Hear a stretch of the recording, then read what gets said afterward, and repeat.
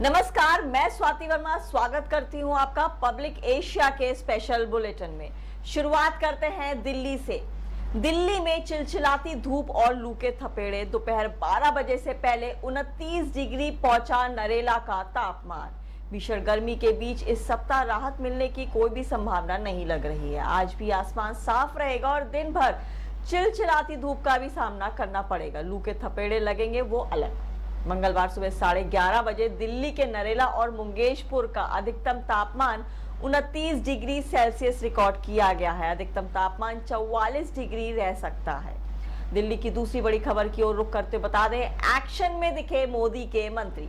विभाग मिलते ही शुरू किया काम। केरल से भाजपा के इकलौते सांसद सुरेश गोपी ने मंगलवार को पेट्रोलियम एवं प्राकृतिक गैस मंत्रालय और पर्यटन मंत्रालय में राज्य मंत्री का कार्यभार संभाला। उन्होंने अपने आप को यूकेजी का छात्र बताया। गोपी ने कहा कि वह अपने दोनों मंत्रालयों का विस्तार से अध्ययन करेंगे। बता दें कि सुरेश गोपी ने केरल की त्रिशूर लोकसभा सीट से चुनाव जीता है। अगली खबर की ओर रुख करें तो जल संकट जल्द होगा खत्म। जी हां, दिल्ली एलजी ने की हरियाणा के सीएम से बात। मिलेगा हक का पानी। हर संभव मदद के लिए तैयार। दिल्ली में पेयजल संकट पर छिड़ी जुबानी जंग के बीच एलजीवी के सक्सेना ने कल हरियाणा के सीएम नायब सैनी से बातचीत की। वी के सक्सेना ने एक्स पर जानकारी देते हुए कहा कि हरियाणा के मुख्यमंत्री नायब सैनी से बीते सोमवार को बात हुई है। उन्होंने दोहराया कि दिल्ली को आवंटित हिस्से के अनुसार पानी उपलब्ध कराया जा रहा है। चल रही गर्मी की लहर के कारण राज्य की अपनी बाधाओं के बावजूद हर संभव मदद का आश्वासन दिया।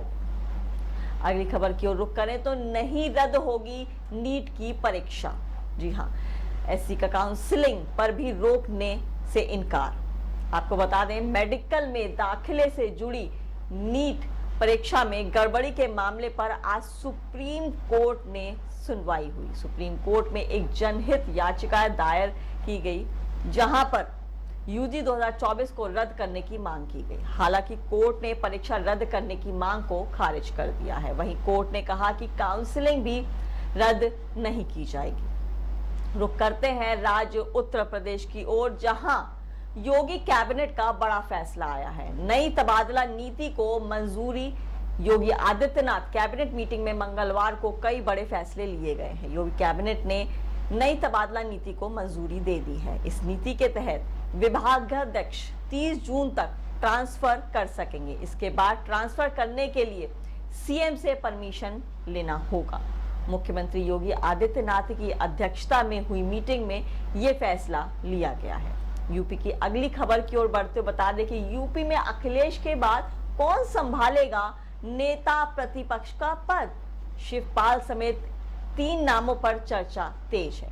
लोकसभा चुनाव में पिछड़ा दलित अल्पसंख्यक की रणनीति पर मिली बड़ी सफलता के बाद अब समाजवादी पार्टी मिशन 2027 में जुट गई है। सपा अध्यक्ष अखिलेश यादव अब केंद्र की राजनीति करेंगे, तो उनके स्थान पर नेता प्रतिपक्ष कौन होगा, इसको लेकर पार्टी में मंथन शुरू हो गया है। पार्टी में फिलहाल 3 नामों पर बहुत गंभीरता से विचार चल रहा है। स्पेशल बुलेटिन की आगे की खबरें हैं राज्य हरियाणा, पंजाब और हिमाचल प्रदेश से। आपको बता दें कि भिवानी में लिव इन में रह रही महिला की हो गई मौत। पीठ पर मिले लाठियों से पीटने के निशान मामला हुआ है दर्ज। युवती गांव संडवा निवासी नरेंद्र के साथ लिव इन रिलेशनशिप में रहती थी। तोशाम थाना पुलिस को दी शिकायत में राजस्थान के जिला चुरू के गांव तांबा खेड़ी निवासी व्यक्ति ने बताया कि उसे एक बेटा और एक बेटी है। उसकी पत्नी के सगे मामा गांव सरवा निवासी रमेश उसकी पत्नी और उसके बेटे नरेंद्र का अक्सर उनके घर पर आना जाना रहता था। दूसरी खबर की ओर बढ़ते हुए बता दें कि सिरसा में गैंगवार की भेंट चढ़ा देवेंद्र गुग्गू।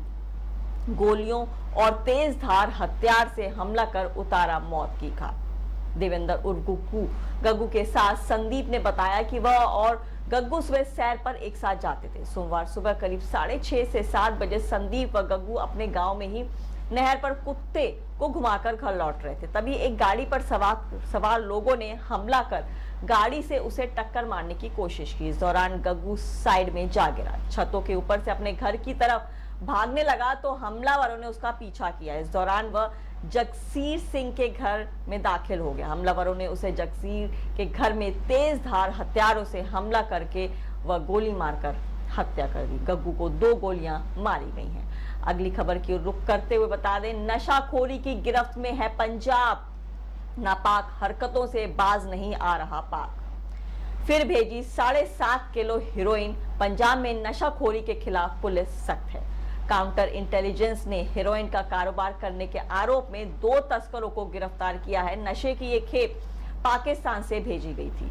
कुछ दिन पहले ड्रोन से अटारी क्षेत्र में हेरोइन गिराई गई थी। आरोपितों के कब्जे से लगभग 7.5 किलो हेरोइन, कारतूस और 1 बाइक बरामद की गई है। अगली खबर की ओर रुक करते बता दें कि पंजाब यूनिवर्सिटी के कॉलेजों में ग्रांट इन एड और सेल्फ फाइनेंस कोर्स की बड़ी फीस। सीनेट की मंजूरी के बिना हुआ फैसला।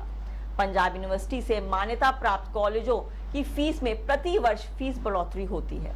इस बार ग्रांट इन एंड संकाय की 7.5, जबकि सेल्फ फाइनेंस कोर्स की फीस में 10% की बढ़ोतरी हुई है। इस बार हुई फीस बढ़ोतरी में सीनेट बॉडी की मंजूरी नहीं ली गई है। 10 जून को पंजाब यूनिवर्सिटी ने मान्यता प्राप्त कॉलेजों को इसकी जानकारी दी। अगली खबर आ रही है हिमाचल से, जहां दिल्ली ले मार्ग के सुहाने सफर का आनंद लेने को हो जाएं अब तैयार। आज से शुरू हुई बस सेवा दिल्ली ले मार्ग पर मंगलवार यानी आज से HRTC केलंग डिपो बस सेवा शुरू हो गई है। ये देश का सबसे लंबा रूट है। बस ले से सुबह 4 बजे तो दिल्ली से दोपहर 12:15 बजे रवाना होगी। बस ले से सुबह 4 बजे तो दिल्ली से लगभग दोपहर 12:15 बजे रवाना होगी। बस का किराया 1740 रुपए है। अगली खबर की ओर रुख करते हुए बता दें कि मोदी कैबिनेट में दूसरी बार स्वास्थ्य मंत्री बने JP नड्डा। हिमाचल को मिल सकता है पहला ट्रॉमा सेंटर। मोदी सरकार में जगत प्रकाश नड्डा के स्वास्थ्य मंत्री बनने से हिमाचल प्रदेश को उसका पहला ट्रॉमा सेंटर मिलने की उम्मीद है। अपने पहले कार्यकाल में JP नड्डा ने हिमाचल प्रदेश को एम्स दिया था। नड्डा ने हर जिले में ट्रॉमा सेंटर बनाने का फैसला लिया था, लेकिन ये प्रोजेक्ट अभी तक अधर में लटका है। IGMC शिमला में न्यू OPD में अलग से ट्रॉमा सेंटर बनाने का प्रस्ताव है। रुक करते हैं उत्तराखंड की ओर, जहां उत्तराखंड में भीषण गर्मी से हाल है बेहाल। मैदानी इलाकों में जारी किया गया लू का अलर्ट। दून में सूरज के तेवर तल्ख हैं और दिन प्रतिदिन पारा चढ़ रहा है। एक सप्ताह पूर्व हुई वर्षा के बाद कुछ दिन भीषण गर्मी से राहत मिली, लेकिन बीते 3 दिनों से गर्मी का प्रकोप बना हुआ है। दून का अधिकतम तापमान 41 डिग्री सेल्सियस के पार पहुंच गया है, जो कि इस माह अब तक सर्वाधिक है। इसके साथ ही लू के थपेड़ों से भी जनजीवन प्रभावित है। दूसरी खबर की ओर रुख करते हुए बता दें कि कैची धाम में श्रद्धालुओं के लिए पहली बार हेलीकॉप्टर सेवा। ड्रोन और CCTV से की जाएगी मेला की निगरानी। बाबा नीप करोरी के धाम कैची में 15 जून को स्थापना दिवस पर आने वाले श्रद्धालुओं को कोई परेशानी ना हो सके, इसके लिए प्रशासन व्यवस्थाएं दुरुस्त करने में जुटा हुआ है। पहली बार श्रद्धालुओं के लिए हेलीकॉप्टर सेवा रहेगी। यदि किसी श्रद्धालु की तबियत बिगड़ती है तो पहले स्थानीय स्तर पर प्राथमिक उपचार होगा, उसके बाद हायर सेंटर ले जाने के लिए हेलीकॉप्टर का प्रयोग किया जाएगा। अगली खबर की ओर रुख करते हुए बता दें, केंद्र में नई सरकार बनते ही उत्तराखंड को मिली है बड़ी सौगात। CM धामी ने जताया PM मोदी का आभार। केंद्र सरकार ने केंद्रीय करों में राज्य की हिस्सेदारी के रूप में उत्तराखंड को मिलने वाली जून माह की धनराशि के साथ एक अतिरिक्त किश्त भी जारी की है। 2 माह की एक किश्त से देश के तमाम राज्यों के साथ ही उत्तराखंड को भी राहत मिली है। केंद्र की नई सरकार का नया बजट अभी आना है। अगला राज्य है मध्य प्रदेश। पहली खबर की ओर बढ़ते हुए बता दें कि भोजशाला में मिली भगवान ब्रह्मा की परिवार सहित प्रतिमा। 7 नए अवशेष भी आए सामने। मध्य प्रदेश के धार जिले में 11वीं सदी की विवादित ऐतिहासिक इमारत भोजशाला में सोमवार को सर्वे के 81वें दिन ब्रह्मा जी के परिवार की प्रतिमा मिली। भगवान ब्रह्मा जी के पूरे परिवार की लगभग 2 फीट की एक प्रतिमा सहित 7 अवशेष मिले हैं। सर्वे के 81वें दिन आर्कियोलॉजिकल सर्वे ऑफ इंडिया ने विवादित भोजशाला में सफाई कराई। अगली खबर जहां है रीवा से। रीवा में हत्यारी बहू को मिली फांसी की सजा। धारदार हथियारों से उतारा था सास को मौत की घाट। कोर्ट ने माना क्रूर हत्या। हत्या की वारदात 12 जुलाई 2022 को हुई थी।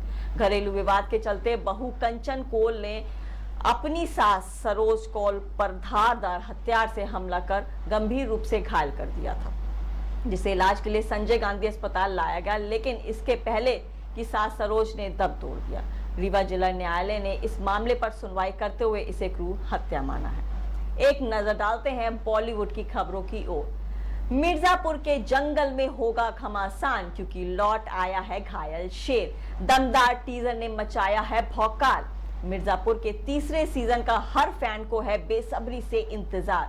गुड्डू पंडित और कालीन भैया की लड़ाई देखने के लिए हर कोई है बेताब। इस बार मिर्जापुर के जंगल में पहले से भी ज्यादा घमासान देखने को मिलने वाला है। शो का दमदार टीजर आ चुका है, जिसने आते ही सोशल मीडिया पर तहलका मचा दिया है।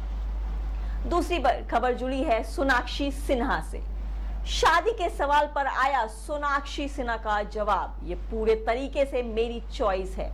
सोनाक्षी सिन्हा बॉलीवुड की ए लिस्ट एक्ट्रेस मानी जाती हैं। दबंग से करियर शुरू करने वाली सोनाक्षी ने अब तक कई बड़े बैनर्स के साथ काम कर अपनी पहचान बनाई है। एक्ट्रेस इन दिनों अपनी शादी के रूमर्स को लेकर लाइमलाइट में है।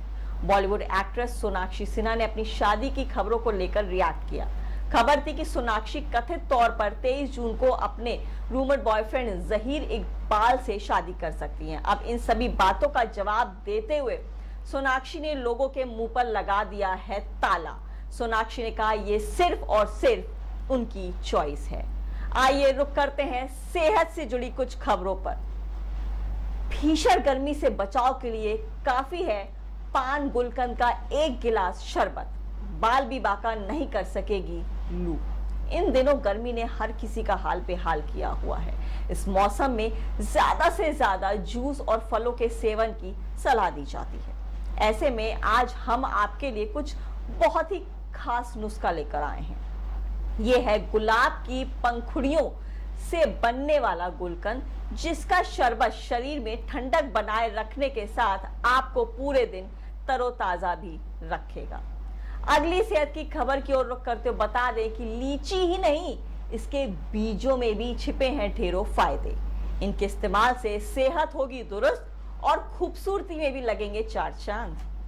गर्मियों में कई लोग लीची खाना पसंद करते हैं। खट्टी मीठी लीची अपने स्वाद के साथ ही अपने ढेर सारे गुणों के लिए भी जानी जाती है। इसके इस्तेमाल से कई समस्याओं से राहत भी मिलती है। हालांकि सिर्फ लीची ही नहीं, इसके बीज भी कई तरीके से फायदेमंद होते हैं। लीची के बीज आपके दिल की सेहत को बेहतर करते हैं। डायबिटीज से बचाने में भी हैं कारगर। लीची के बीज एक मजबूत एंटीऑक्सीडेंट भी हैं। त्वचा के लिए है ये बहुत ही ज्यादा गुणकारी। आप लीची के बीज को अर्क के रूप में डाइट में शामिल कर सकते हैं। इसके लिए बीजों को निकालकर अच्छी तरह से साफ करें और सूखने दें। एक बार सूख जाने पर बीजों को ब्लेंडर या मसाला ग्राइंडर की मदद से बारीक पीस लें। घर में बने लीची के बीज के इस पाउडर को स्मूदी या दही में मिलाकर इस्तेमाल किया जा सकता है। आगे की खबरें हैं व्यापार जगत से। इलेक्ट्रॉनिक्स और आईटी सेक्टर में मिलेंगी लाखों जॉब्स। कार्यभार संभालते ही मंत्री जितिन प्रसाद ने कही है ये बड़ी बात। मंगलवार को वाणिज्य एवं उद्योग तथा इलेक्ट्रॉनिक्स एवं आईटी राज्य मंत्री जितिन प्रसाद ने कहा कि इलेक्ट्रॉनिक्स और आईटी क्षेत्र में आने वाले समय में युवा प्रतिभाशाली भारतीयों के लिए लाखों नए रोजगार का विकल्प पेश किए जाएंगे। जितिन प्रसाद ने पीएम मोदी को धन्यवाद देते हुए कहा कि इस परिवर्तन का हिस्सा बनना मेरे लिए बहुत सम्मान की बात है। दूसरी खबर की ओर बढ़ते हुए बता दें कि एक्शन में आई मोदी सरकार। राज्यों को जारी हुआ लगभग 1.4 लाख करोड़ रुपए की किश्त। सोमवार से देश में मोदी सरकार ने अपना कार्यभार संभाल लिया है। अपने कार्यभार संभालने के साथ ही मोदी सरकार एक्शन में दिखी। प्रधानमंत्री नरेंद्र मोदी ने सबसे पहले पीएम किसान सम्मान निधि योजना की 17वीं किश्त के आधिकारिक फाइल पर हस्ताक्षर किए हैं। वहीं आज केंद्र सरकार ने राज्यों को टैक्स डिवॉल्यूशन की 13,09,750 करोड़ रुपए की किश्त जारी कर दी है। पब्लिक एशिया के स्पेशल बुलेटिन को देखने के लिए हमारे चैनल को सब्सक्राइब करना ना भूलें। साथ ही ट्विटर, लिंक्डइन, इंस्टाग्राम, फेसबुक पर हमें जरूर फॉलो करें।